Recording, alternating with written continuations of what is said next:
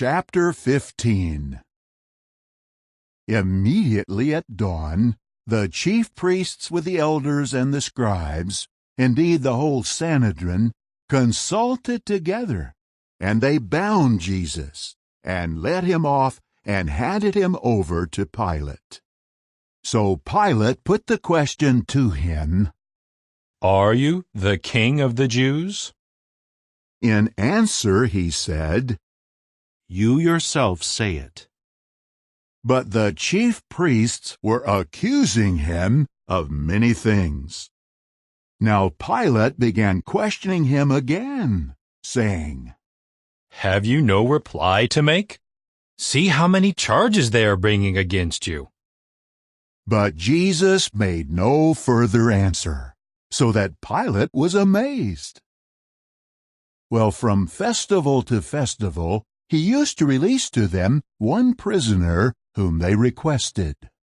At the time, the man named Barabbas was in prison with the seditionists, who in their sedition had committed murder. So the crowd came up and began to make their request, according to what Pilate used to do for them.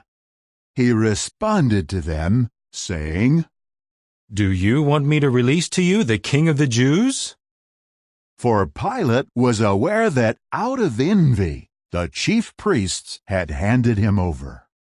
But the chief priests stirred up the crowd to have him release Barabbas to them instead.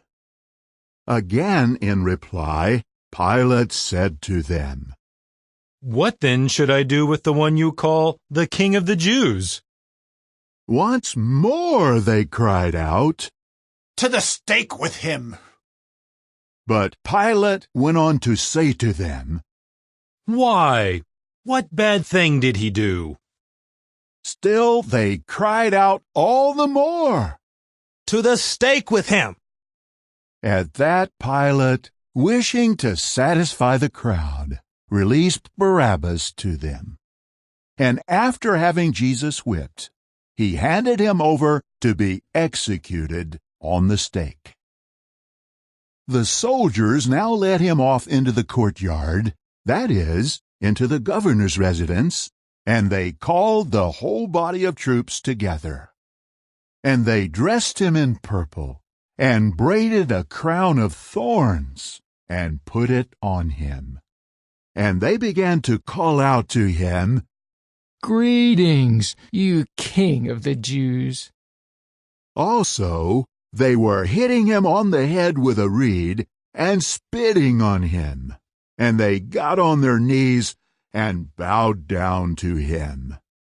Finally, after they had mocked him, they stripped him of the purple and put his outer garments on him. And they led him out to nail him to the stake.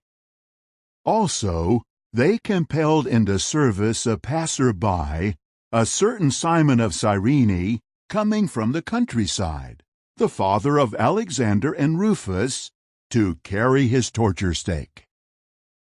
So they brought him to the place called Golgotha, which means, when translated, skull place. Here they tried to give him wine drugged with myrrh, but he would not take it.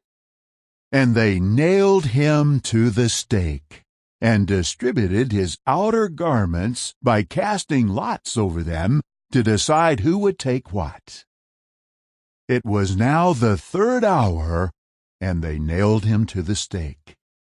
And the inscription of the charge against him was written, "The King of the Jews."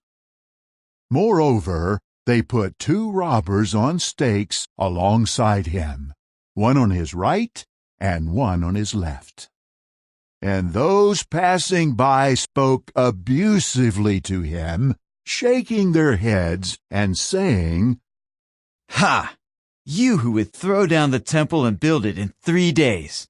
Save yourself by coming down off the torture stake." In the same way also, the chief priests with the scribes were mocking him among themselves, saying, "Others he saved, Himself he cannot save. Let the Christ, the King of Israel, now come down off the torture stake, so that we may see and believe." Even those who were on stakes alongside him were reproaching him. When it became the 6th hour, a darkness fell over all the land until the 9th hour. And at the 9th hour, Jesus called out with a loud voice, Eli, Eli, lama sabachthani, which means, when translated, my God, why have you forsaken me? And some of those standing near, on hearing it, began to say, "See, he is calling Elijah." Then someone ran, soaked a sponge in sour wine, put it on a reed, and gave it to him to drink, saying, "Let him be. Let us see whether Elijah comes to take him down." But Jesus let out a loud cry and expired. And the curtain of the sanctuary was torn in two, from top to bottom. Now when the army officer who was standing by with him in view saw that he had expired under these circumstances, he said, Certainly, this man was God's son. There were also women watching from a distance, among them Mary Magdalene, as well as Mary, the mother of James the Less and of Joseph, and Salome, who used to accompany him and minister to him when he was in Galilee, and many other women who had come up together with him to Jerusalem. Now as it was already late in the afternoon, and since it was preparation, that is, the day before the Sabbath, there came Joseph of Arimathea, a reputable member of the council, who also himself was waiting for the kingdom of God. He took courage and went in before Pilate and asked for the body of Jesus. But Pilate wondered whether he could already be dead, and summoning the army officer, he asked him whether Jesus had already died. So after making certain from the army officer, he granted the body to Joseph. After he bought fine linen and took him down, he wrapped him in the fine linen and laid him in a tomb that was quarried out of rock. Then he rolled a stone up to the entrance of the tomb. But Mary Magdalene and Mary the mother of Joseph continued looking at where he had been laid.